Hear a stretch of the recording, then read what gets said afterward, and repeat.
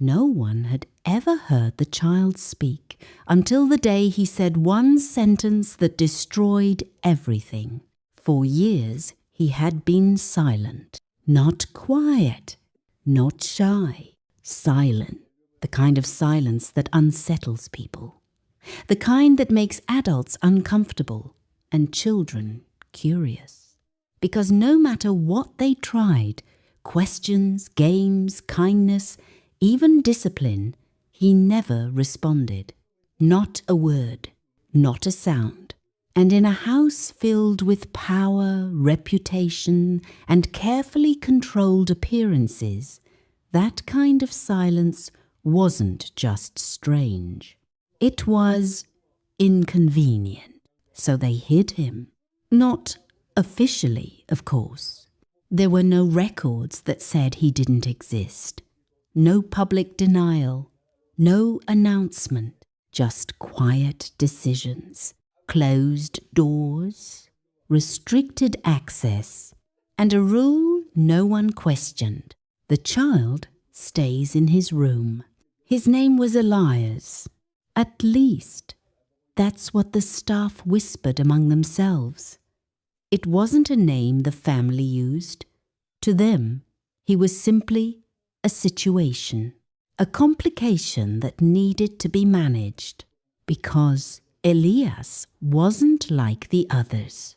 He didn't attend family events. He wasn't introduced to guests. He didn't appear in photos or gatherings or anything that required visibility.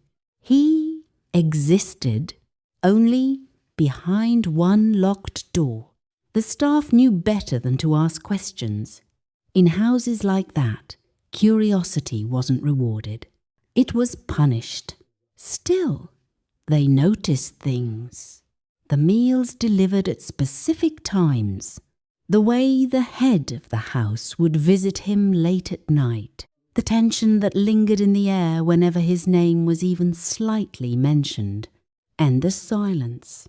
Always the silence. Until one day, a new caretaker arrived. Her name was Lena. She hadn't been there long enough to understand the rules. Not fully, not deeply. She knew there were boundaries, but she didn't yet know why they existed. And that made her dangerous. On her third day, she heard something. A faint noise coming from the far end of the hallway. Not loud, not clear, but enough to catch her attention. She followed it, slowly, carefully, until she reached the door. Elias' door. It was always closed, always locked. But this time, it wasn't. Just slightly open, enough to see inside. Lena hesitated. She knew the rule. Everyone knew the rule. But rules don't stop curiosity, especially when something feels wrong. She pushed the door gently and stepped inside. The room was dim, too quiet, too still. At first, it looked empty until she saw him, sitting in the corner, small, thin, watching. His eyes met hers instantly, and in that moment, something shifted, because there was nothing empty about his gaze. It was aware, too aware. "Hi," Lena said softly. No response. Of course. She took a step closer. "I'm Lena. I just started working here." Silence. But he didn't look away. That was new. Most people would have. Most children would have. But not him. He just watched, as if he was studying her, measuring something, trying to understand. Lena crouched down slightly. "You don't have to be scared," she said gently. Still nothing.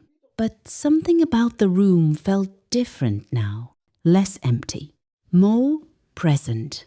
She stayed a few minutes longer, talking, even though he didn't respond. and then she left. But something about that moment stayed with her, because for the first time, the silence didn't feel like nothing. It felt like something waiting. The next day, she went back, and the next.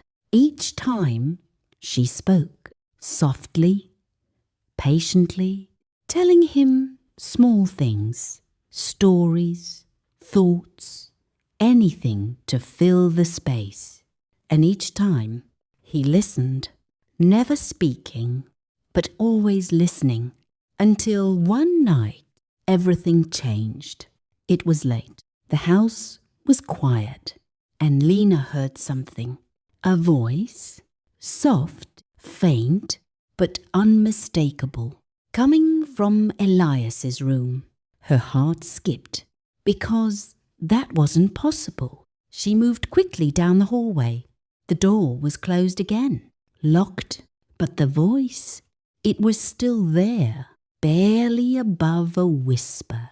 She pressed her ear against the door, and then she heard it clearly. Don't. Lena froze, because that was his voice. The child who had never spoken, the child who had been silent for years, was speaking. Her hands shook as she reached for the handle. Locked. Of course, it was locked. But she didn't stop. She knocked. Elias? Silence. Then, they'll hear. Her breath caught. Elias, it's me. Lena. A pause. And then, you shouldn't be here. The words were slow, unsteady, like something that hadn't been used in a long time. But they were real. He was speaking. And whatever he was saying, he was afraid. What's wrong? She whispered urgently. Silence. Then, footsteps. Behind her, she turned. The head of the house stood there, watching, his expression unreadable. You're not supposed to be here, he said calmly. Too calmly. Lena stood up slowly. He's talking, she said. The man's expression didn't change, not even slightly. No, he replied. He is, she insisted. I heard him. You heard nothing. The air shifted, heavy, controlled, but Lena didn't back down. He's scared, she said. Something is wrong. Everything is fine. The words were sharp now, final. But before Lena could respond, a voice came from inside the room. Clear, loud, stronger than before. He lied. Silence. Complete. Unavoidable. Lena's heart pounded, because that wasn't a whisper. That wasn't fear. That was certainty. The man's expression changed, just for a second, but it was enough. Elias, Lena whispered. Another pause, and then the words that changed everything. They locked me away because I saw what they did.